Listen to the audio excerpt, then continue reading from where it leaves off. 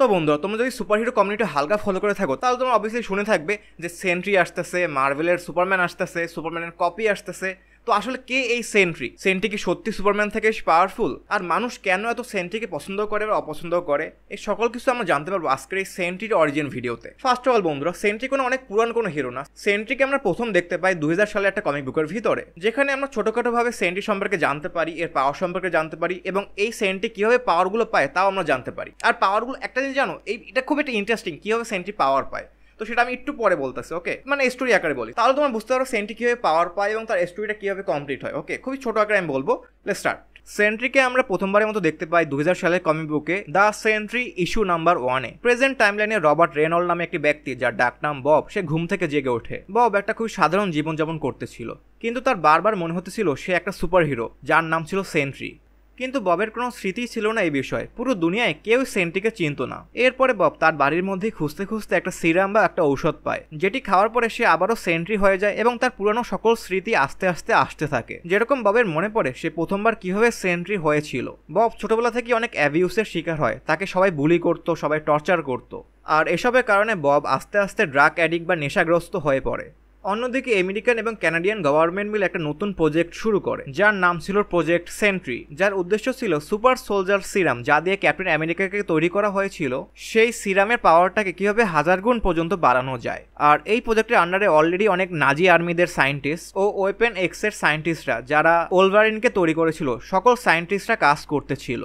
আর এই কারণে সেন্ট্রির সাথে মার্ভেলের সকল সুপার সোলজারের একটা স্পেশাল কানেকশন আছে। তো এরপরে এই প্রজেক্টের আন্ডারে অনেক বছর কাজ চলে, কিন্তু সায়েন্টিস্টরা কোনো রেজাল্ট পায় না, যার ফলে এই প্রজেক্টটা পুরো বন্ধ হয়ে যায়। কিন্তু তারপরেও কিছু সায়েন্টিস্টরা এই প্রজেক্টের উপরে কাজ করতে থাকে। তো একটা টাইমে একটা সায়েন্টিস্ট অ্যাক্সিডেন্টলি ক্রিয়েট করে ফেলে গোল্ডেন সেন্ট্রি সিরাম। সে নিজেও জানতো না যে তার ক্রিয়েট করা এই গোল্ডেন সেন্ট্রি সিরাম কতটা পাওয়ারফুল ছিল। তো এরপরে আসা যাক আমাদের ববের উপরে। বব একদিন ভুল করে ওই সায়েন্টিস্টের ল্যাবরেটরির ভিতরে ঢুকে পড়ে এবং সে আবারও ভুল করে খেয়ে ফেলে গোল্ডেন সেন্ট্রি সিরাম। ভাই, এরকম ভুল আমিও করতে চাই। এবং সে পেয়ে যায় 10 লাখ সূর্যের পাওয়ার। সিরিয়াসলি ম্যান, এটাই আমার মতে মার্ভেল যদি মুভির ভিতরে এরকম কিছু দেখাতে পারে যে সেন্ট্রির সাথে সেলেস্টিয়ালদের একটা কানেকশন আছে, মানে সাপোজ গোল্ডেন সেন্ট্রি সিরামটাকে তৈরি করা হয়েছে super soldier serum plus celestial থেকে প্রাপ্ত কোনো একটা এক্সট্রাকশন থেকে, তাহলে অন্তত আমার বিশ্বাস হবে যে সেন্ট্রির কাছে 10 লাখ সূর্যের পাওয়ার আছে। তো বাদ দাও, গল্পে আসি। তো সেন্ট্রি পেয়ে যায় 10 লাখ সূর্যের পাওয়ার এবং সে একটা সুপার হিরো হয়ে যায়। তো এরপরে সেন্ট্রিও তাই করে যায়, অ্যাজ ইউজুয়াল সুপার হিরোরা করে, মানুষের সাহায্য করা, ভিলেনদেরকে হারানো, ব্লা ব্লা কাহিনী। কিন্তু সমস্যা হলো সেন্ট্রিকে সেন্ট্রি হওয়ার জন্য কন্টিনিউয়াস সেই গোল্ডেন সেন্ট্রি সিরামটার প্রয়োজন। আর গোল্ডেন সেন্ট্রি সিরামের একটা সাইড এফেক্ট হলো এটা কন্টিনিউয়াস ইউজ করলে সে এটার অ্যাডিক্ট হয়ে যায় এবং সে মেন্টালি আনস্টেবল হয়ে যায়। কিন্তু বব তারপরও গোল্ডেন সেন্ট্রি সিরাম ইউজ করতে থাকে এবং মানুষের সাহায্য করতে থাকে, যার ফলে সে আস্তে আস্তে পুরো দুনিয়ায় অনেক জনপ্রিয় হয়ে যায়। ববের সাথে বাকি সকল সুপার হিরোদের একটা ভালো বন্ধুত্ব হয়ে যায়, যেরকম Spiderman, Hulk, Fantastic Four, Iron Man, Thor, আরও অনেক সুপার হিরোর সাথে ভালোই একটা সম্পর্ক হয়ে যায় ববের সাথে। কিন্তু বব জানতো না অনেকবার গোল্ডেন সেন্ট্রি সিরাম ইউজ করার ফলে তার মধ্যে মাল্টিপল পার্সোনালিটি ডিসঅর্ডার হয়ে যায়। আরে ওই যে অপরিচিতের মুভির মতোই একটা মানুষের মধ্যে বিভিন্ন রকমের পার্সোনালিটি থাকা। তো বর্তমানে ববের কাছে 3টা পার্সোনালিটি আছে। প্রথমত বব, যে একটা সাধারণ মানুষের মতো ব্যবহার করে, লাইক আম্ভি। এরপরে 2 নম্বরে আছে ববের সুপার হিরো পার্সোনা, মানে সেন্ট্রি, যে অনেক পাওয়ারফুল, কনফিডেন্ট এবং অনেক কুল, লাইক রেমো। এবং 3 নম্বরে আছে সব থেকে ডেঞ্জারাস পার্সোনালিটি, দ্য ভয়েড। এটাকে আমরা অপরিচিতের সাথে তুলনা করতে পারি, যার কাজ শুধুমাত্র ধ্বংস করা। আর সেন্ট্রি এটা জানতোই না যে ভয়েড তার মধ্যেই এক্সিস্ট করে। সেন্ট্রি যত মানুষকে বাঁচায়, ভয়েড তত মানুষকে মারে। তো সিম্পলি সেন্ট্রি এক্সিস্ট করলে ভয়েডও এক্সিস্ট করবে। আর ভয়েডকে হারানো প্রায় ইম্পসিবল। অনেক সুপার হিরো ট্রাই করেছে ভয়েডকে হারানোর জন্য, বাট ভয়েডের সাথে কেউই পারে না। ভয়েড তার পাওয়ারের মাধ্যমে লাখ লাখ মানুষকে মেরে ফেলেছে। তো পরে যখন এটা বব জানতে পারে এবং বুঝতে পারে, তখন বব তার বন্ধু ডক্টর স্ট্রেঞ্জ এবং ও ফ্যান্টাস্টিক ফোরদের সাহায্যে তার এক্সিস্টেন্স বা তার মেমোরি পুরো দুনিয়া থেকে মুছে ফেলে, যার ফলে সবাই সেন্ট্রিকে ভুলে যায়। এমনকি বব নিজেই ভুলে যায় সে ছিল সেন্ট্রি বা ভয়েড। পরে যখন এই সকল কিছু ববের মনে পড়ে, তখন সে আবারও সে সেম কাজই করে। সে আবারও সবার স্মৃতি থেকে সেন্ট্রি এবং ভয়েডের স্মৃতিকে মুছে ফেলে। তো এটাই ছিল সেন্ট্রি এর ছোটখাটো একটা গল্প। তো বন্ধু, এখন যদি আমরা সেন্ট্রির পাওয়ার সম্পর্কে কথা বলতে যাই, তাহলে আমি বেশি কথা বলবো না। আমরা সবাই সুপারম্যানকে চিনি, রাইট? সবাই চেনে অবভিয়াসলি। তো সেন্ট্রির কাছে এক্স্যাক্টলি সুপারম্যানের মতো পাওয়ার আছে, বাট সুপারম্যানের থেকে একটু বেশি পাওয়ার আছে বলতে পারো। লাইক কিছু মানে ফার্স্ট অফ অল দেখো সুপারম্যানের কাছে কী পাওয়ার আছে। সুপার হিউম্যান স্ট্রেন্থ, আকাশে উঠতে পারা, লেজার মারা, তারপরে super speed, super hearing, super senses, সব কিছু সুপার সুপার সুপার, রাইট? তো এই সকল পাওয়ার সেন্ট্রির কাছে আছে সিম্পলি, ওকে। কিন্তু সেন্ট্রির কাছে কমিক বুক রাইটার আরও বেশি পাওয়ার দিছে, যা একটু লজিকলেস লাগে। মানে যেরকম মাইন্ড ম্যানুপুলেশন, তারপরে মলিকুল লেভেলের যে জিন গ্রেডের পাওয়ারটা আছে না, যে কোনো ম্যানুপুলেট করতে পারে, মানে যে কোনো ম্যাটার দিয়ে যে কোনো ক্রিয়েট করতে পারে, এনার্জি ম্যানুপুলেশন, তারপরে সামথিং লাইক আমাদের একটা ক্যারেক্টার আছে না ক্যাপ্টেন মার্ভেলের যে এনার্জি ম্যানুপুলেশনের পাওয়ার, সেটা ওর কাছে আছে।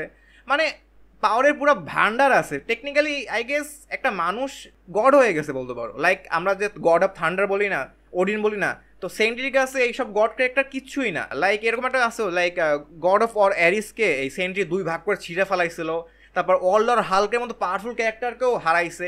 তো সেন্ট্রির পাওয়ারের লিমিট নাই বললেই চলে লজিক্যালি।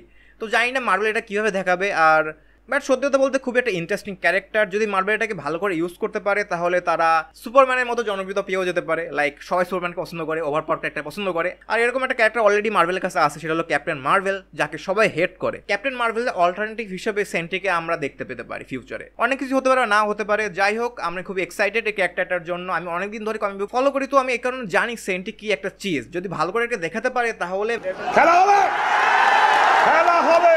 তো টেকনিক্যালি আমরা যেরকম আগে বলছি যে সেন্ট্রিকে মার্ভেলের সুপারম্যান বলা হয়, তো সেন্ট্রির পাওয়ারগুলো টেকনিক্যালি এবং কোয়াইট সিমিলার টু সুপারম্যান।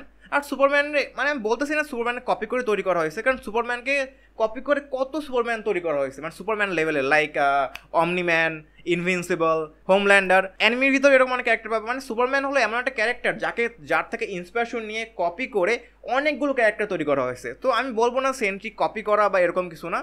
তো কিন্তু টেকনিক্যালি বন্ধু, তুমি যদি কমিক বুক ফলো করো তো সেন্ট্রির স্টোরিটা খুবই ডিফারেন্ট এবং অনেক ইউনিক।